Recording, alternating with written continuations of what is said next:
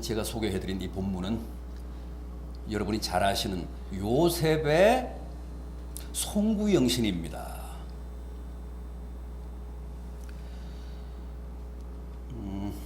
오늘 제가 읽어드린 이 대목은 요셉이 형들에게 버림받은 지 13년 만에 극적으로 자기를 버린 그 형들과 애굽에서 해고하는 대목입니다. 너무나 드라마틱하게 재회합니다. 이 대목이 오늘 우리들에게 송구영신의 좋은 모범이 될 것 같습니다. 좀 더 구체적으로 보겠습니다. 우선 요셉은 결코 과거에 발목 잡히지 않았습니다. 과거에 덜미 잡히지 않았습니다. 생각해 보십시오. 요셉의 가슴에 왜 피 맺힌 한이 없었겠습니까? 형들이 아무런 죄도 없는 자기를 버렸잖아요. 어떻게 버렸습니까? 처음에는 죽이려고 옷을 다 벗기고 깊은 구덩이에 던졌습니다. 그러다가 다시 끄집어 올려서 돈을 받고 애굽의 대상들에게 팔았잖아요. 노예로. 애굽에 가서 그 어린 나이에 그때가 17세인데 노예 노릇을 하다가 또 억울한 누명을 쓰고 감방에 갇히잖아요. 감옥에 갇힙니다. 시편 105편 18절을 보면 이런 대목이 나옵니다. 그때 그의 발이 착고에 상하고 그의 혼이 쇠사슬에 매여 있었노라. 얼마나 고통스러웠으면 자기의 영혼이 쇠사슬에 매여 있었다고 고백했겠습니까?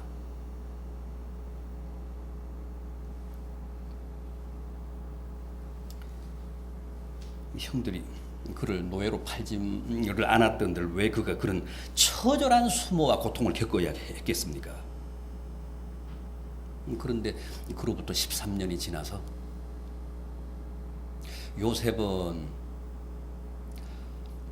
그때 당시 그 초강대국이었던 애굽의 총리가 됐고,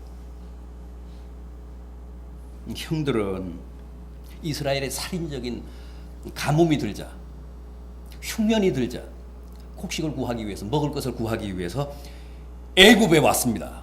그런데 그 애굽에서 그야말로 외나무 다리 위에서 요셉이 형들과 맞닥뜨렸습니다. 오늘 본문이 바로 그 대목입니다.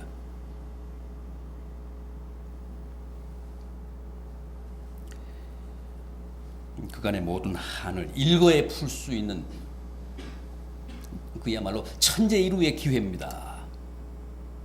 그런데 그건 우리 생각이고 요셉은 그게 아니었습니다. 그는 그 모든 아픈 과거를 다 하나님의 뜻으로 돌렸습니다. 하나님의 섭리로 해석했습니다.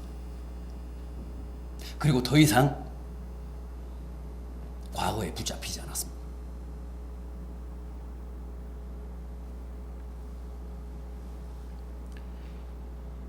오절을 한번 보십시오. 제가 봉독해드린 5절 이렇습니다. 당신들이 나를 이곳에 팔았다고 해서 근심하지 마소서, 한탄하지 마소서. 하나님이 생명을 구원하시려고 나를 당신들보다 먼저 보내셨나이다.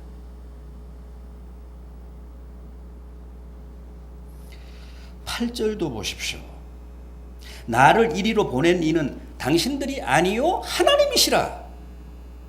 하나님이 나를 바로에게 아버지로 삼으시고 그 온 집의 주로 삼으시며 애굽 온 땅의 통치자로 삼으셨나이다. 추호도 형들을 원망하거나 미워하지 않았고 그 책임을 형들에게 묻지 않았습니다. 다 하나님의 작품이라는 겁니다. 하나님이 그렇게 하셨다는 겁니다. 하나님의 섭리요, 하나님의 경륜이라는 겁니다.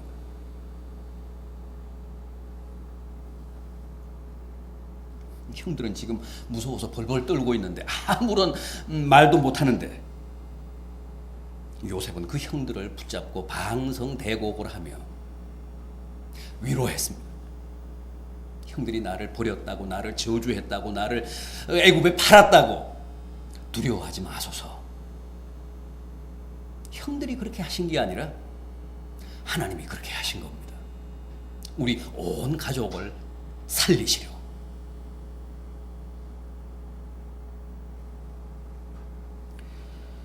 여러분, 지난해 우리는 뭐 개인 차가 있겠습니다만은 어렵게 한 해를 또 살았습니다. 어떤 분들은 상처도 입었을 수도 있고 또 남의 배신을 당했을 수도 있고 사업을 하다가 실패를 했을 수도 있고 실직을 했을 수도 있습니다.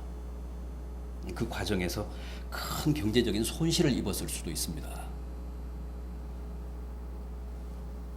그러나 이제 이 요셉의 송구영신에서 배우십시오. 그 아픔도 그 손해도 그 모진 고통도 실은 다 하나님의 작품입니다. 우리 믿는 자들에게는 절대 우연은 없습니다. 다 필연입니다. 다 하나님의 뜻입니다. 다 하나님의 계시입니다. 다 하나님의 사랑입니다. 우리가 지금 과정에 있기 때문에 그걸 다 이해를 못합니다. 수용이 잘 안 됩니다. 용납을 다 못합니다. 그러나 하나님이 보실 때는 그게 다 우리에게 필요한 것들입니다. 제발 요셉처럼 그렇게 해석하십시오. 그렇게 믿으십시오. 하나님이 그렇게 하신 겁니다. 은혜입니다. 다 우리에게 필요한 것들입니다. 하나도 버릴 게 없습니다.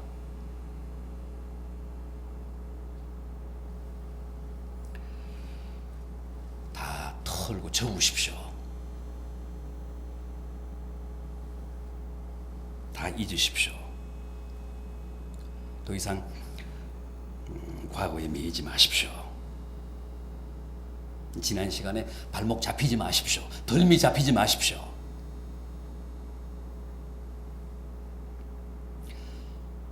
요셉은 그렇게 송구영신했습니다.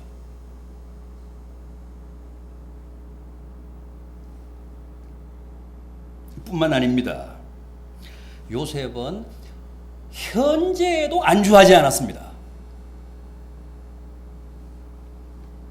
요셉이 만약에 현재 안주하는 사람이었다면 아마 보디발의 아내의 유혹에 넘어갔을 겁니다. 당연히. 그러나 그는 결코 그 집요한 현재의 유혹에 당하지 않았습니다. 현재의 유혹을 뿌리쳤습니다. 과거에 대해서도 요셉은 단호했지만 현재가 던지는 추파에도 절대 넘어가지 않았습니다. 가차없이 뿌리쳤습니다. 이 창세기 39장 7절 이하를 보면 이런 말씀 나옵니다. 그 주인의 아내가 요셉에게 눈짓하여 동침하기를 청하니 요셉이 거절하며 자기 주인의 아내에게 이르되 내가 어찌 이 큰 악을 행하여 하나님께 죄를 지으리이까. 그 여인이 날마다 요셉에게 청하였으나 요셉이 듣지 아니하여 동침하지 아니할 뿐더러 함께 있지도 아니하니라. 하루는 그 여인이 요셉의 옷을 잡고 가로되 나와 동침하자 하거늘 요셉이 자기 옷을 그 손에 버려두고 도망하여 나가니라. 보십시오. 유혹이 얼마나 집요했습니까? 요셉의 현재와의 싸움이 얼마나 처절했습니까? 노예 주제의 하늘 같은 주인 만화님의 유혹을 그토록 무참하게 했으니까 어찌 무사할 수 있었겠습니까?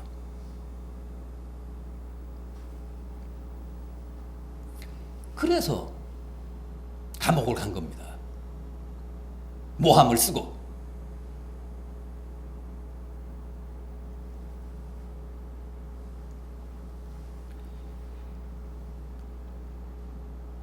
수년 동안 감옥 생활 하지 않습니까?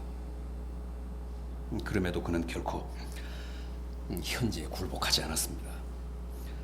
현실에 매몰되지 않았습니다.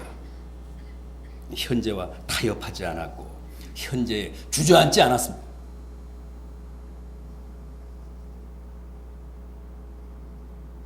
요셉은 결국 그 현실에 이겼습니다. 현재가 아무리 행복해도, 지금이 아무리 편하고 아쉬울 게 없다고 해도 거기에 만족해서 주저앉는 사람은 절대 그리스도인이 아닙니다. 요셉처럼 과거에 대해서도 담백해야 하지만 현재에 대해서도 아무런 미련을 갖지 말아야 그 사람이 진정한 그리스도인입니다. 우리는 현재에 안주할 수 없습니다. 현재 뿌리를 내릴 수 없습니다. 일체 요셉처럼 현실에 대해 미련 갖지 않아야 합니다. 왜요? 그럼 어떻게 해야 합니까? 어떻게 살아야 합니까? 요셉은 어떻게 살았습니까?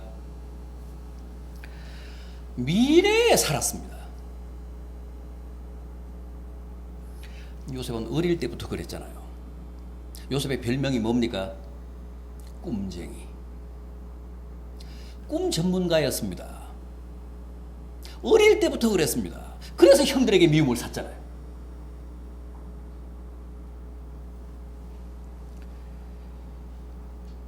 그의 별명이 꿈쟁이입니다. 그는 어릴 때부터 비전 속에서 살았습니다. 언제나 희망 속에서 살았습니다. 언제나 앞을 보며 살았지 뒤를 돌아다보거나 아래를 내려다보면서 산 사람이 아닙니다.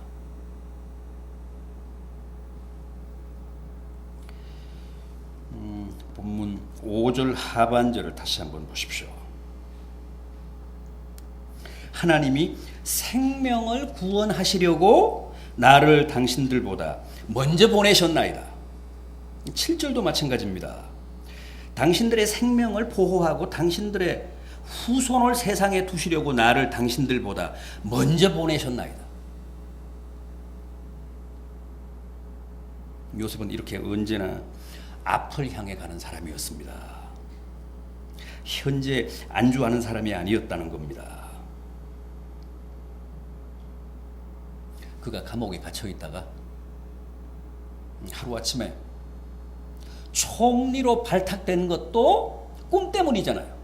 누구도 풀 수 없었던, 누구도 해석하지 못했던 난해한 바로 왕의 꿈을 아주 명쾌하게 탁월하게 해석을 했기 때문에 당장에 바로가 총리로 발탁했잖아요. 이방인이고 노예고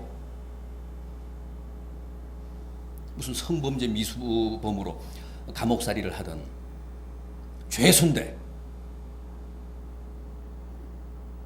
하루아침에 총리가 됐습니다. 이런 반전이 있을 수 없습니다.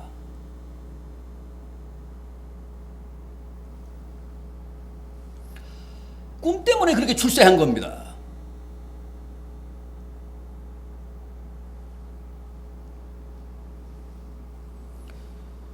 요셉은 죽을 때도 꿈을 포기하지 않았습니다. 요셉이 남긴 유언이 뭡니까? 너희들이 이 애굽 땅에서 나갈 때, 그리고 저 가나안을 향해 진군할 때 내 해골을 가지고 가라. 그래서 가나안 땅에 묻어다오.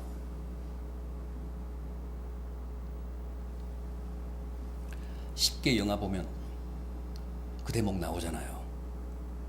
이 요셉의 해골을 가지고 나옵니다. 이스라엘 자손들이.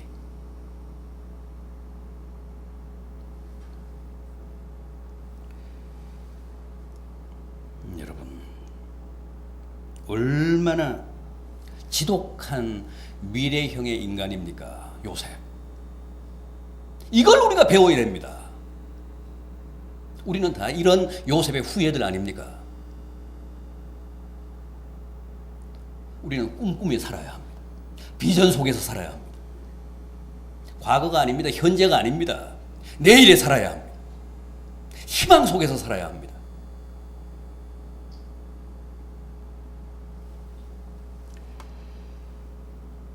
부디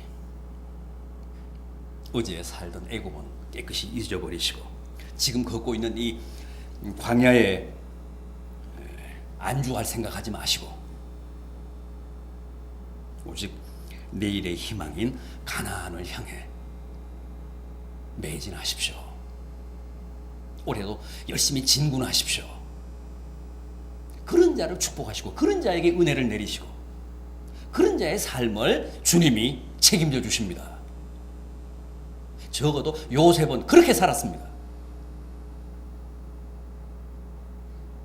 그 요셉의 후예들이라는 사실 절대 잊지 마시기를 바랍니다. 그래서 우리가 기다리며 기도해온 새해, 이 2012년에는 13년에는 여러분 개인과 여러분 가정과 또 여러분 사업과 뜻하고 계획하는 모든 일들이 보다 풍성해지고 보다 알찬 하나님의 축복으로 충만하시기를 진심으로 기원합니다. 기도하시겠습니다.